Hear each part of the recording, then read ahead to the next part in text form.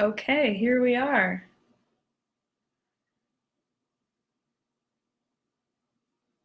So if you're watching, if you could please just post where you are in your CI or TPRS journey so I can get an idea of where you are. I'm going to write that as a comment too, just in case, so that people as they join can add that. Let me just do that really quickly.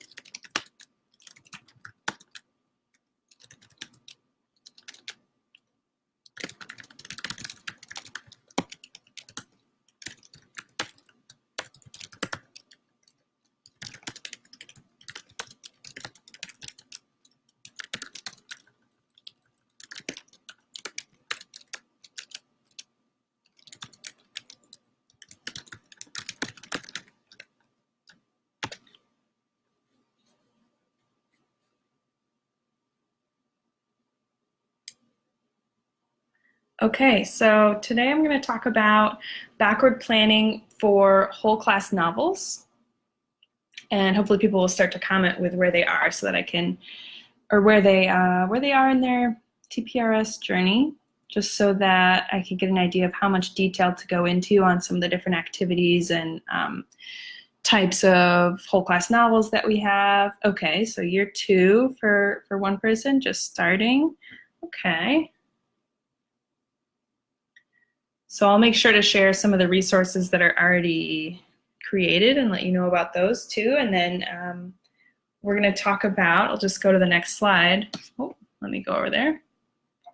All right, so the next slide is just an overview of what we're going to talk about today, so you can get an idea of how long you want to listen, or if you want to tune back in 10 minutes or something like that. First, I'm going to start, okay, cool. I'm going to start with going over some ready-to-use resources that can really save you time, and especially if you're just starting out, or you're just a busy teacher, which all of us are, they can really be helpful in giving you ideas of different ways to read with your students or different ways to prepare them to read. Then we'll look at a template for breaking down the structures that are in a classroom novel that you choose, and ways to pre-teach those structures in a couple weeks, a couple days, or a couple months, depending on your timeline. Okay, cool. So I'm seeing a real range of where people are, but a lot of people are kind of getting started and looking for some ideas. And then at the very end, I'll give some example activities for pre-teaching structures and improving comprehension before reading, and I'll try to get your feedback about what you want really explained in detail and what you feel confident that you already understand. Okay, cool. All right. So really quickly, just thank you everyone who's replied to my first question. Could you also reply now if you have an idea of what classroom novel you're interested in teaching? So if you know what you want to teach and what book that is. Okay, and I'll just keep an eye on that as people comment. So next slide. So what kinds of books can I use as whole class novels? Usually I would say you'd want to pick those that are written for use with TPRS and CI programs, because those are written very carefully using high frequency structures, and often those come with the most resources for you to teach and use in your classrooms. Usually you want to pick books that are written for learners. And if you have older students, you want to pick something that's high interest and a low level of language. So you don't want to pick a babyish book that's really easy. You need something that is relatable to them and written for their age group, but with a very limited number of new words so that they feel really successful reading it. And you want high frequency vocabulary so that it's the most useful to them going forward out into the world with those words. Okay, so I'm seeing, hi Annie. Brandon Brown quiere un perro, awesome, Escape Cubano, Isla Peligrosa, Okay, cool. Thanks everyone for sharing some of the books that you're interested in reading this year with your students. The reason I say usually for what kinds of books you can use as a whole class novel, if you're teaching older students, AP level or college, you might find authentic texts that you think your students can read, and this is also still a good way to backwards plan for that learning experience for them. So first, since some of you are just starting out, there are lots of curated resources already out there for whatever book you pick if it's in the TPRS CI world. So just here, for example, is a screenshot of a huge Pinterest board from TPRS Publishing with every book that you could buy from them, it looks like, and lots of authentic resources, resources that go specifically with that book, and things that people have already found that you don't have to find on your own. So that's a really good place to start. If you're looking at a certain book, go and see if the publisher has a blog or a Pinterest board or something like that. And then, of course, there are teacher's guides. Most of these cost money. A lot of them are very, very extensive and provide tons of options for you to teach with your students.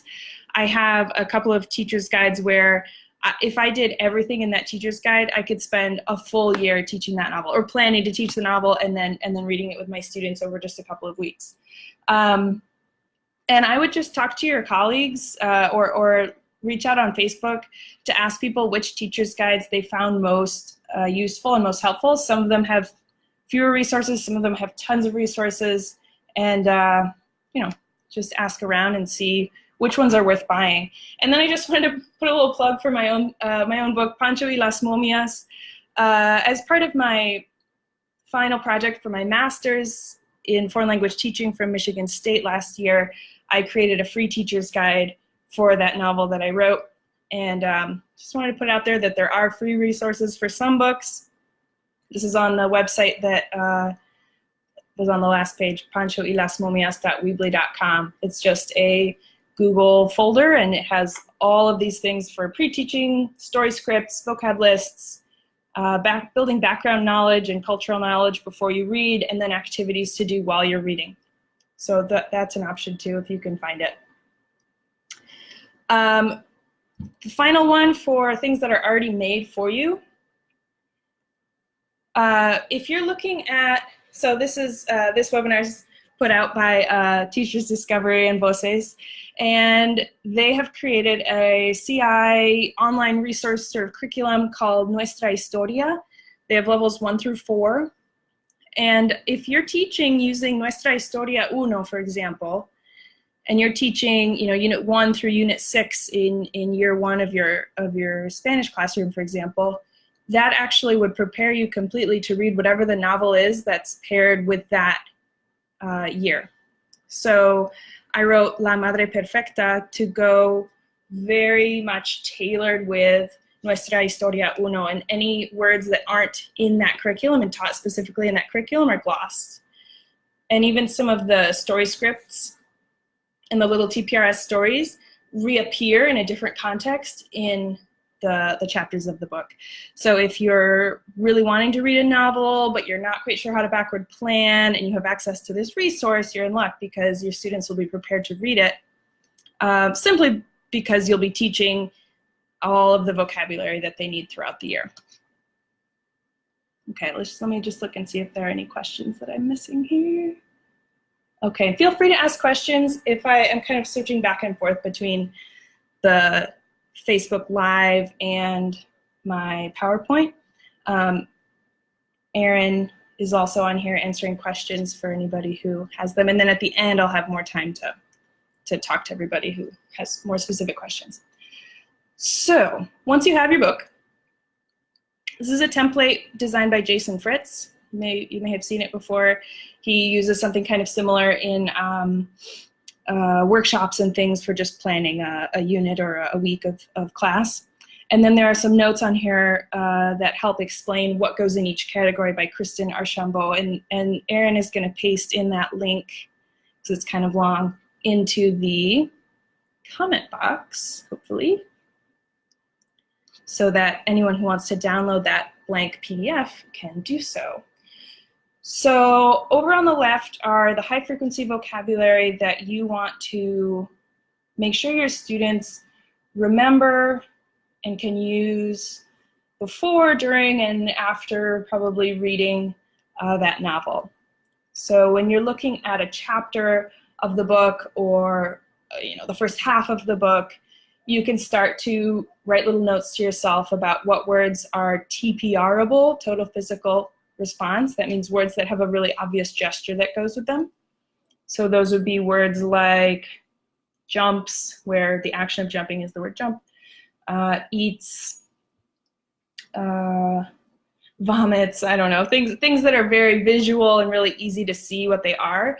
And I would be careful putting words in this category that could be interpreted in multiple ways. So for example, I used to think busca, search for, was a really good TPR word, but I realized some of my students thought I was saying, looks or where when I did my little gesture for search for. So TPR has to be pretty clear-cut visual.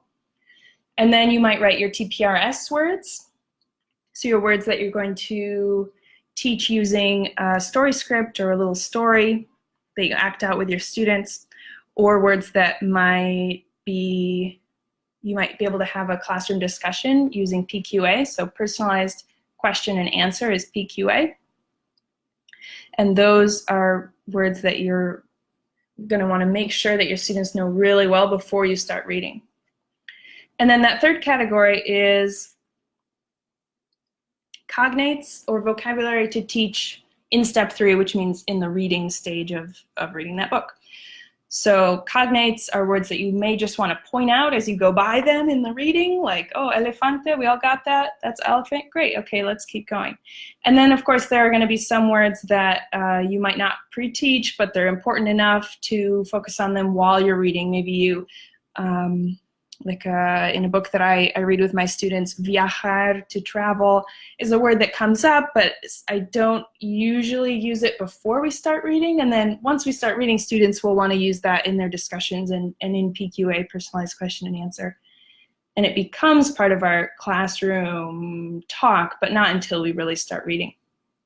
And then over on the far right category is low frequency vocabulary, words that come up just a few times in the book or are really specific to the context of that book, and you don't really care if the students remember it and take it forward with you, in the rest of their language learning year with you. And those words, typically, you just say what it means and move on. And I'll show you an example of this chart in a moment with a book that I teach with my students. So on the back, I would include these 4 categories. These are things that I think about when I'm planning to read a book with my students. I would think about what culture and background knowledge they're going to need to know before we start reading and then during reading. So I might split that up into 2 categories even. What do they need to know about the setting of this book so that they're really engaged?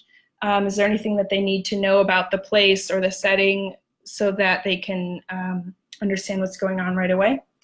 Movie talks and TPRS stories, I would start to take some of those words on the front and divide them into groups of 3 or 4 words, 3 or 4 structures to come up with engaging stories that I could use to teach them with my students. And I'll show you an example of a movie talk that I use in a little bit.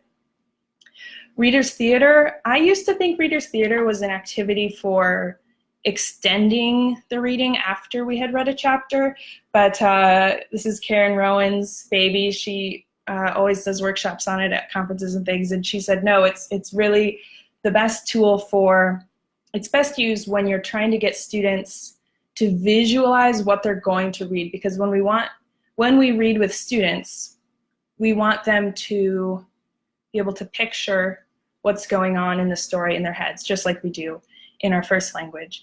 So if you see a section of the book that has a lot of action, a lot of dialogue, a lot going on, you could think, okay, I'm going to plan to do reader's theater with that. And then my last category is story listening.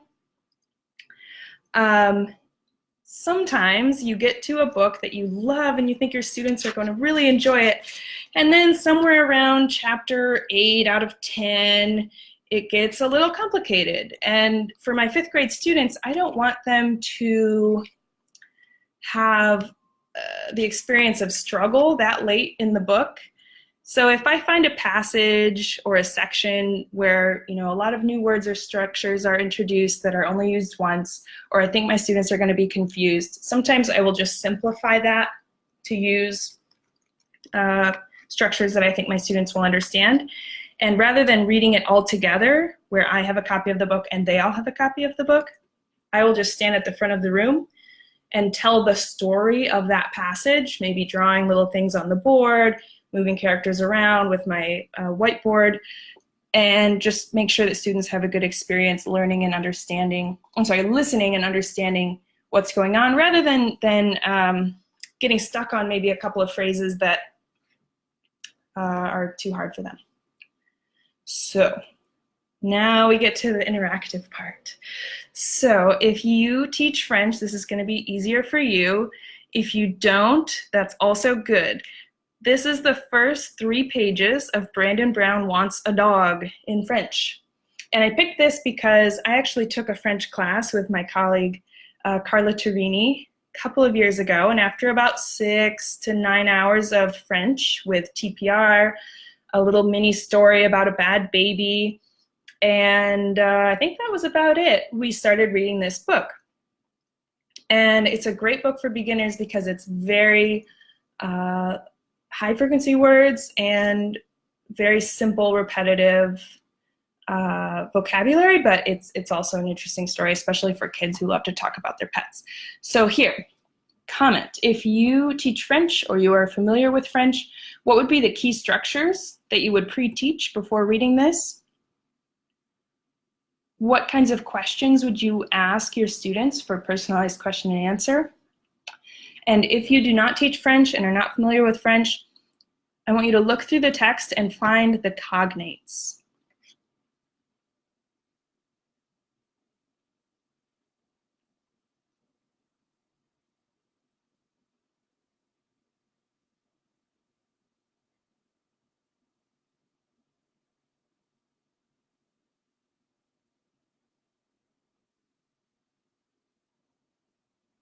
While people are looking for cognates and key structures in this and commenting, hopefully, looks like Mary asked, so before actually reading the book, would you choose the words and pre-teach them all, or do you do this chapter by chapter before each chapter? That's, both of those ways are valid, and I think different people do it different ways. So what I like to do is I like to teach almost everything that's really important to the book before I get to it. So I spend months doing lots of little stories and movie talks, and I might throw in extra words here and there, but basically by February, when we get to reading that book, they know almost everything, and then maybe a few words here and there in each chapter. I'll go, oops, I don't think you guys know that yet. Here's that word, let's discuss a little bit, and then we read the chapter. So there's different ways. I know some people do 1 chapter a week. For me, I feel like that drags it out. As a kid, I think I would like to have the experience of like finishing a book in 1 or 2 weeks. But that doesn't happen in my class either, because I only have them, in 5th grade, I have them every other day for 30 minutes.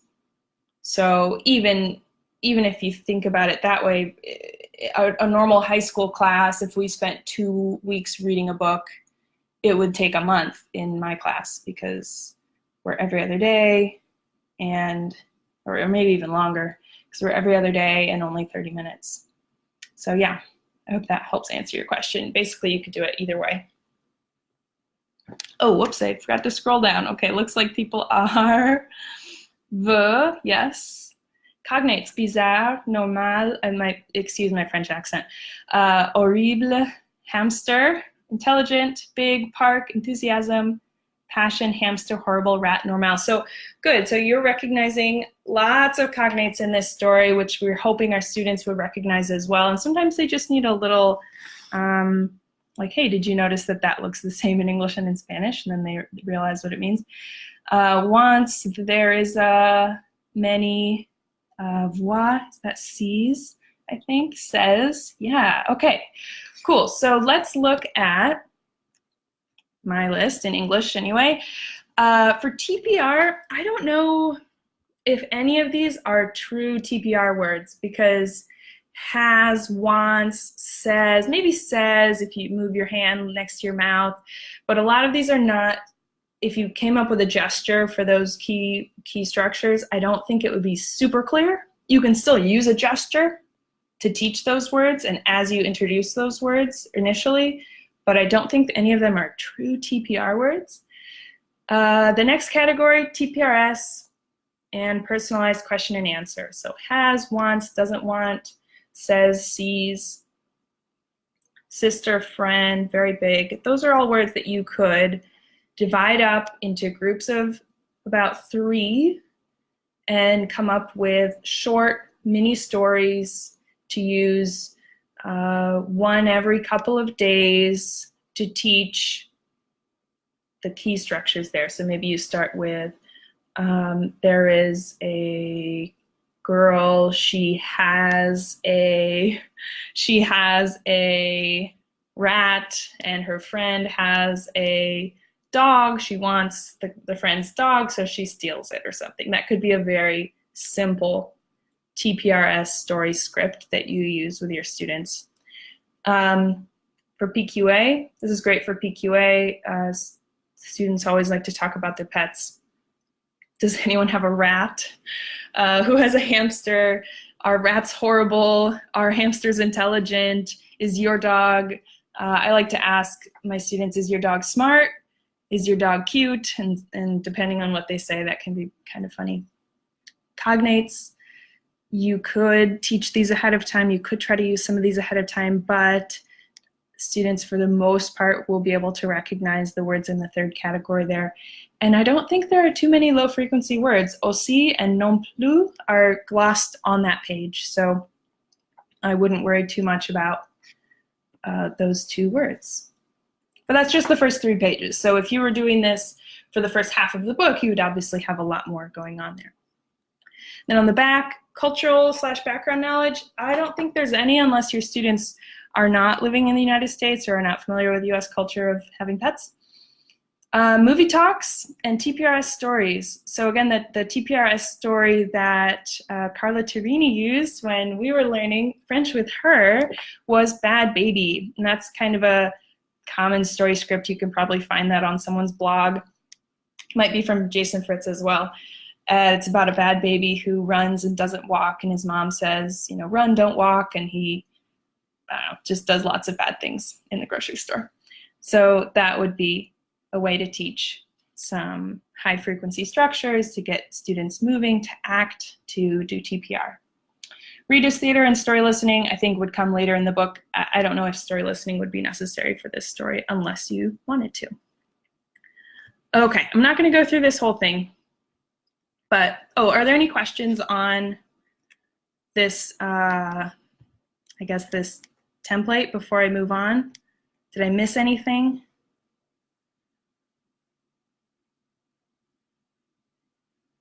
I'm just wondering, let me look back and see if there are any questions. All right, looks like I can move on. Okay, if you think of it later, we'll have time for PQA, or PQA, question and answer, normal question and answer. This is what I keep in mind when I'm reading Isabela Captura un Congo with 5th grade. My students have had Spanish since 1st grade in elementary school, 3 days a week, so they're not true beginners. So I wouldn't recommend this in, the first couple of months of a true level 1 class. But in the first 4 chapters, there are lots of TPR words. Again, most of these are pretty clear. Sekae, falls, I don't know if that's, I guess that's TPR. Happy, again, could be something else if you're acting it out, but in general, I would make sure my students could gesture all the words on the far left. For the second column, my students are familiar with many of these words, but not all. And of course, always a little weaker in the yo form than in the third person because we use third person for telling stories so often. these are structures that I try to touch on in the beginning part of the year, and I even do try to do pre-teach structures from the second half of the book. Ideally, the book would have kind of a consistent set of structures throughout, you know, chapters 1 through 10 or 11 or something like that. So once you teach everything for the first half of the book, you should be pretty good for the second half of the book as well. But, you know, sometimes things come up and they have to add new words. But these are phrases that you can teach using Señor Woolley videos, using movie talks, using persona especial, and I'm going to go over a couple of those activities after this. Cognates and words that I teach while reading. Again, viajar, I mentioned earlier, to travel. It comes up in the book, and then we talk about it, and then students start using it. So sometimes you don't pre-teach something because it's just going to come up while you're reading, and then it becomes part of your classroom vocabulary. So during persona especial, where we interview students at the front of the class, after reading a couple of chapters of this book, my students asked, well, how do you ask someone, where do you want to travel? Because they knew the word to travel. And so it was pretty easy to put that sentence together. And then they really enjoyed asking each other in future interviews after that, where do you like to travel? And so then we were continuing to recycle that word throughout the rest of the year. So we didn't just forget about it after going through it in the reading. And then on the far right is the low frequency words, or just words that I just know I'm not really gonna pre-teach or focus on during that year of Spanish. So for me, all the different hair and eye color, I used to try to teach that ahead of time, and now I just say, that means she has brown hair, that means he has brown eyes, and we move on. And if a kid remembers their own hair color or their own eye color, that's great.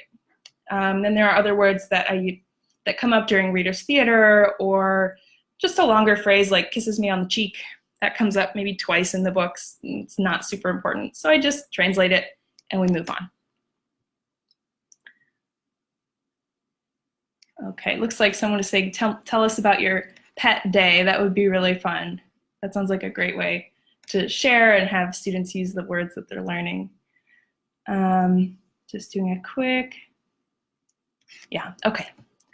So next, on the back, this would be what I keep in mind for the first 4 chapters of the book.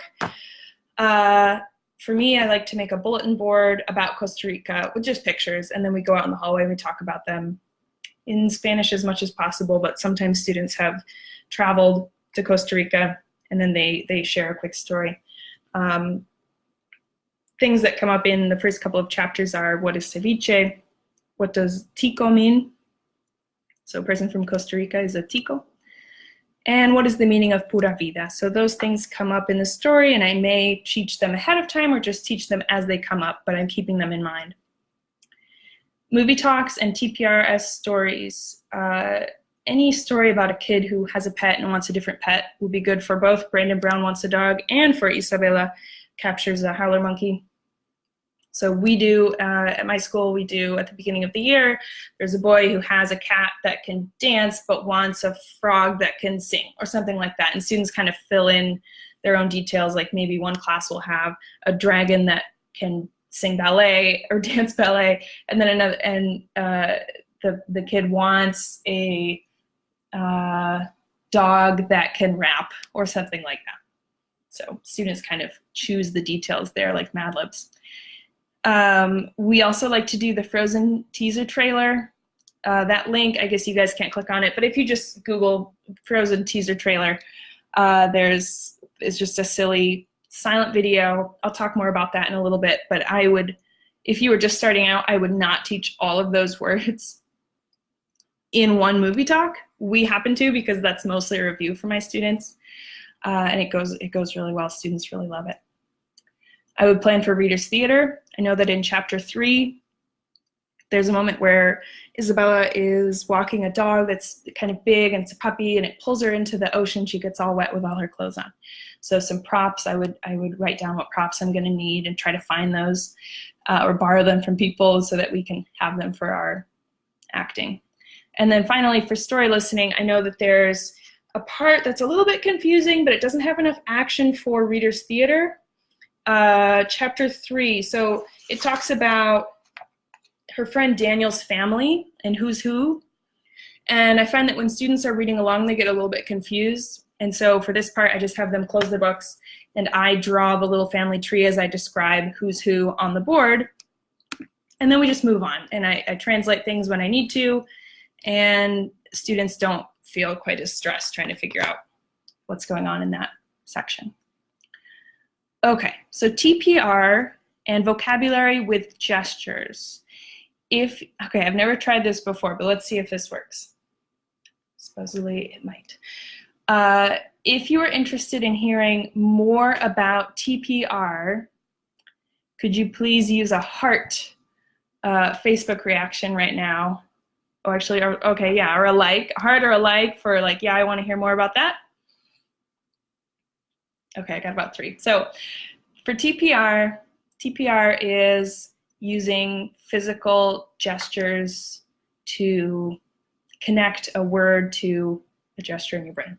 So if you search for beginning of the year TPR scripts or ideas, there are lots of things out there that I can think of where you start with maybe something really physical like corre, and you say the class runs, and they have to, for me, I make them sit in their seats and do this. So you can't leave your seat, but they kind of pump their arms and they run, and then I say, okay, run in the direction of the door, and then they have to turn and run in the direction of the door, run in the direction of me, and then they run towards me, but you know, staying in their seats because otherwise it's chaos.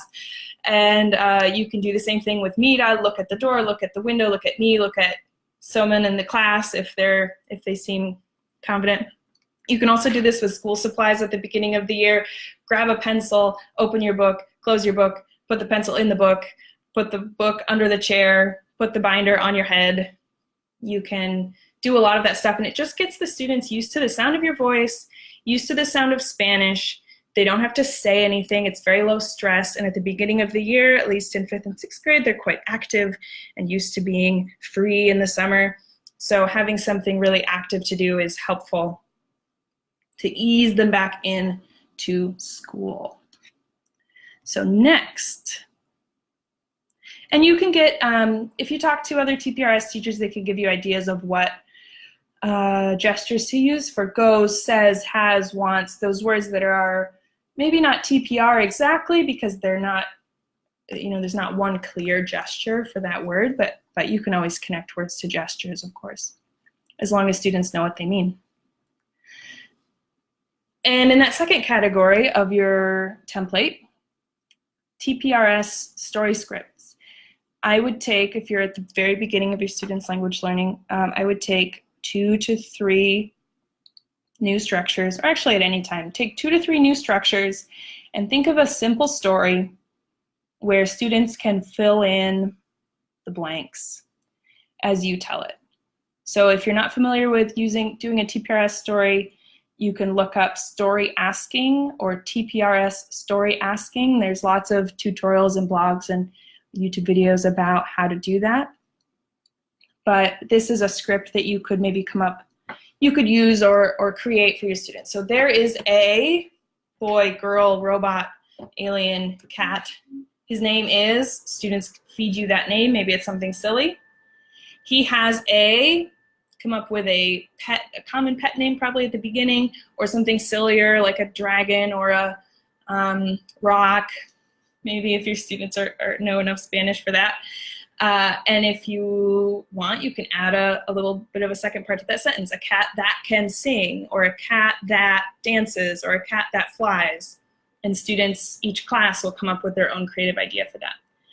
John doesn't want what he has, he wants something else. So you see you're using there is, his name is, has, wants. You can use goes. He would go to 3 locations to try and get what he wants. So that's sort of a basic story script. You can use actors, bring up your actors, ask the class for creative, silly ideas to fill in the blanks there that are underlined so that each story has their own unique story that they're really engaged in. Okay. Give me a thumbs up or a like if you are interested in hearing a longer description of movie talk.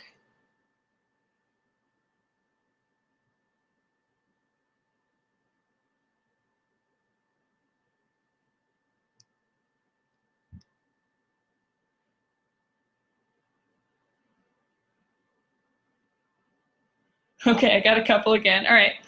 If there were none, I would just move on. But movie talk, this is another one that if you Google that, there are lots of blogs, lots of descriptions of this, so you can get a more in-depth idea. And there's lots of movie talks out there that have already been created. So if you search for the movie talk database, that is a Google spreadsheet of tons and tons and tons of links and structures that people think could be taught with each of those. So movie talk is taking a very short clip, 2 minutes or less, even less than 1 minute, that doesn't have a lot of words in it.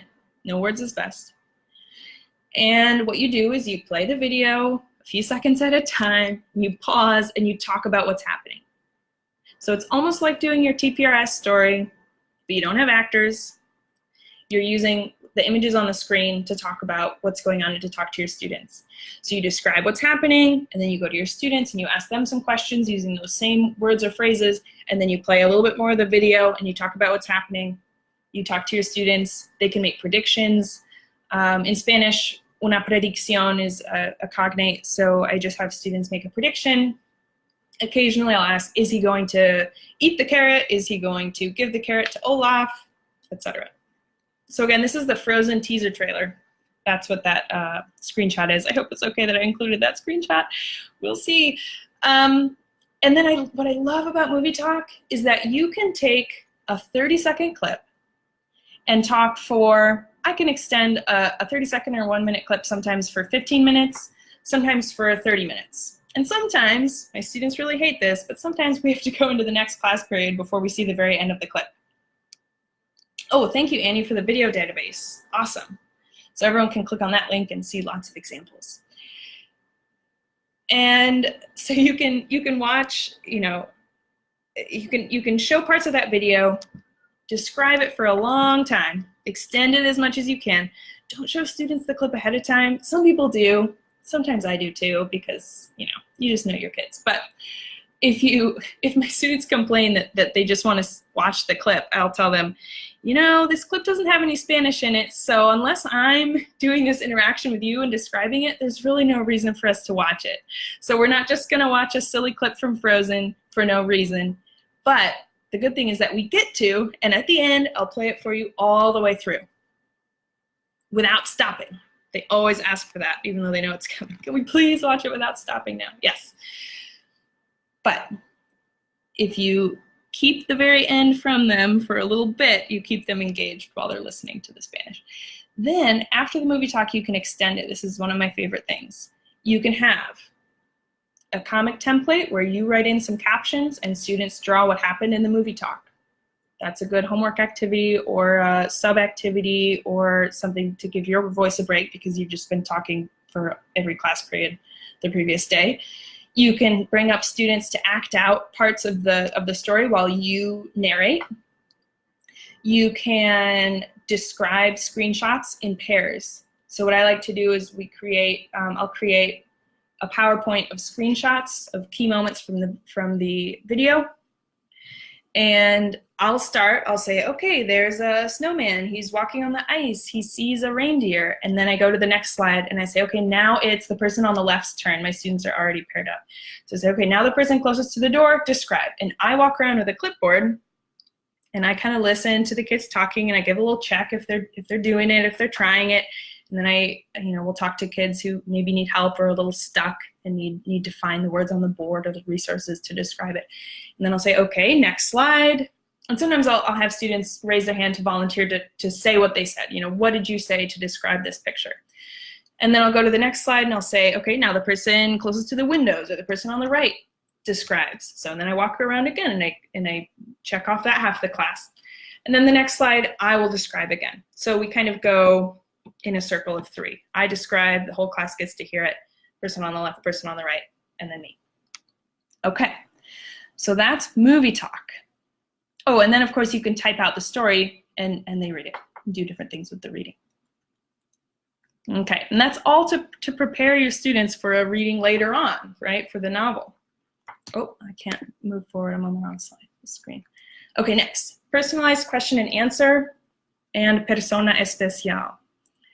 Personalized question and answer is having a kind of a structured simple discussion with your students using a set of questions or structures that you want to practice. So pets, what kind of pet do you have? Is it horrible? Is it intelligent? Is it strange? Is it cute? And my students will talk about their pets the whole period. Every single person will want to talk about their pets, or the pets that they want, or the fact that they don't want pets and why. So that's personalized question and answer. Persona especial is an idea or an activity developed by Bryce Hedstrom, and he has lots of resources in many different languages on his website, brycehedstrom.com. This is just the first of many pages of possible questions for persona especial.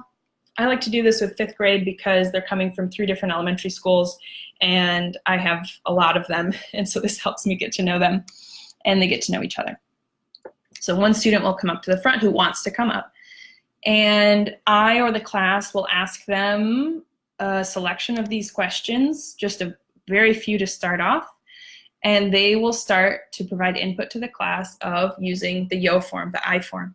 So that is where I will plan to teach the structures like I eat, I have, I'm going, I want, that show up in my novel, Isabela Captura un Congo. Not my novel, but the novel that I teach, Isabela Captura un Congo. So I know that those yo form verbs are going to be there, and this is one of the places that I plan to pre-teach those words. And again, lots of information on Bryce Hedstrom's website for that. Okay, let me see if there are any questions. Oh, blank comic template, thank you. All right. Okay, I'm gonna move on. Readers Theater. This is Karen Rowan's activity. She does lots of workshops and things on this, and I think now she has that book that I linked down there, Readers Theater as a Reading Strategy. She really made the case this summer at NTPRS that Readers Theater helps students visualize a scene before they actually read it. And if you think about it, when students are acting it out, it maintains their engagement when they don't know what's going to happen, kind of like with the movie talk idea that you don't show the whole thing before talking about it. So you want to plan what props you need, and bring student actors up. And the actors don't have to be fantastic. In fact, it's a little better if they're not fantastic right away. And the teacher narrates. So you have the book in front of you, you have the little passage that you know your students are gonna either struggle with or you just think would be really fun for them to visualize ahead of time and act out. And you can choose how much or how little of each page to read aloud during the Readers Theater. So sometimes there's a longer passage of description, and I'll just skip that when we're doing Readers Theater because I know we're going to get to it later in the actual book, and it slows things down when we're acting things out. So the reason you want to be the narrator is because you're also coaching and you're directing this little film for students to watch in your class. So you might coach your actors to say, oh, we'll try it faster, or with more energy, or more excited. Now try it really sad. Okay, now let's go backwards and try it again, but some other way, maybe like a robot, or if you want to get really silly. And that way students can picture what's going on, and you're kind of repeating it over and over again until everyone really, really gets what's going on. That's why it's better not to have really fantastic actors right away. Then everyone's kind of seeing and hearing it over and over again. All right, next. Okay, cool. So that was 45 minutes. And now I have time for question and answer. If you are looking for a resource, a lot of them have been posted in here. We've got the video database, the blank comic template. You can also get more one-on-one support through Voces Digital. You can do a mentor call. Oh, and the Frozen teaser trailer's in there too. Thank you. All right. I don't see any questions. Maybe people are still pondering. You can also message me on Facebook if you have something that you think I could, something specific that I didn't explain that well, or need a little more detail about. You can absolutely ask me questions there too. Oh, activities after novels. Good question. So usually I'll do something after every chapter. So the books that I have came with teacher's guides, like Brandon Brown versus Yucatan has a really extensive teacher's guide with it. And after each chapter, there's usually something that either practices, and it's just language practice. It's not very engaging, but some kind of a worksheet or questions about what happened in the story. Or you can give them, you know, maybe a crossword puzzle or a little something, a little drawing activity where they draw what the character is feeling at that moment or something like that. Those are good for giving your voice a break or when you have a sub. I also, let's see, after novels, I like to do Coots. Maybe some people could chime in with other after novel activities. Oh, you know what I really like, but my fifth graders can't really handle it, is Smash Doodles. So after a chapter or after a section of the book, you can have the students do a Smash Doodle. I would just Google that. And that's something from English classes or ELA classes, where students have to create kind of an illustrated scrapbook page of that section of the book. So they have to put maybe 3 impactful quotes and then draw one scene and then draw a character and what they're thinking or you know, something like that. They kind of have to create a visual representation of what happened in that book. I think that would be pretty cool. When in the year do you read your first novel? We do at my school, I think around January or February is when we start. And then we do a graphic novel right at the end of the year. In 6th grade, we do the Billy y las Botas graphic novel. I know some people do 2, 3, 4 novels in a year. So it just depends on your curriculum, what you want to focus on, what your goals are, and how much you see your students too, because really everything that I do with 5th grade takes 4 times as long as it would in high school. Spanish 1 high school novel recommendations. If they are true Spanish 1 students, no exposure to the language before that, I would probably start with things just like Brandon Brown Wants a Dog, Brandon Brown Tells the Truth. Let's see. Those are some of the books that are good for very early level 1. It's hard to tell when you look at, okay, this book's level 1, this book is level 2. The beginning of level 1 and the end of level 1 are so different. Yeah, I would look for really easy books because you want your students to have a successful experience in their first time reading in Spanish. Describe story listening. This is an idea from, I think it came from Beniko Mason, Beniko Mason. And Stephen Krashen has also started presenting with her about this. Story listening is basically where the teacher tells a story using somewhat simplified language, but not as simplified as a TPRS story. Draws things on the board or writes words as they're needed on the board, and the students their job is just to listen and try to understand and let you know when they don't understand if they're lost. But when you start, I always let my students know you might not understand every single word, but you should be getting the gist of what's happening.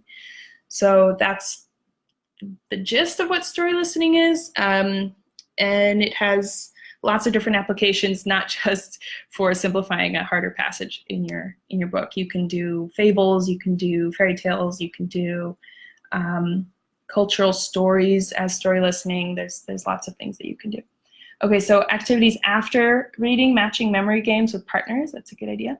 How many weeks does it take to get through a class novel? Too long. Maybe 6 weeks for me, because I see them every other day. In 6th grade, I see them every day, my students every day, but only for 30 minutes. So even then, it might take a month to get through Brandon Brown versus Yucatan, which is a little longer than, it's about 58 pages. So yeah, let's see. Do I read aloud each chapter? I do, and Sometimes on a teacher's guide, you can get an audiobook version. In later chapters, I will have the audiobook read, and I just pause if there's something I need to translate or explain.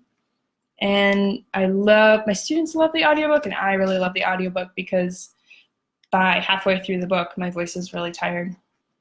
And students always ask to read aloud.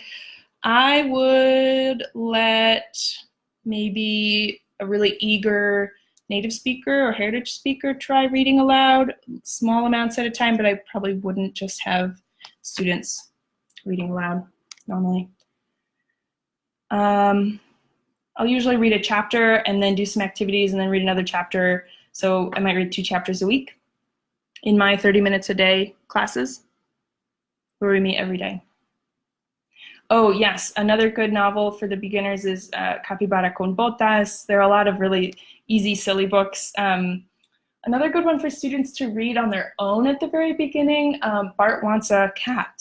That's a really fun one for students to read on their own because it's choose your own adventure. Thank you for Benico Mason's site there. And more info from Annie about what story listening is. And yeah, the audiobooks are so great because they, at least for Brandon Brown versus Yucatan, the voice is a older male voice, and it just sounds so rich and so different from my voice. I think my students really like the break. Oh, good idea. You could record yourself reading and post it for students to read. I would be very careful where you post it and how public it is. It should really just be for the kids who are absent, and they shouldn't have access to it for very long, but for copyright reasons. But yeah, I understand that, especially for kids who are going to be gone and they just kind of miss that reading experience of you reading aloud to them. Okay, I think I've answered almost all the questions.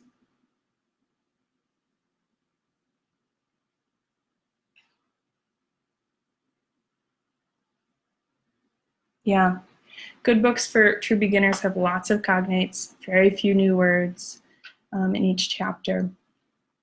Yeah. Okay.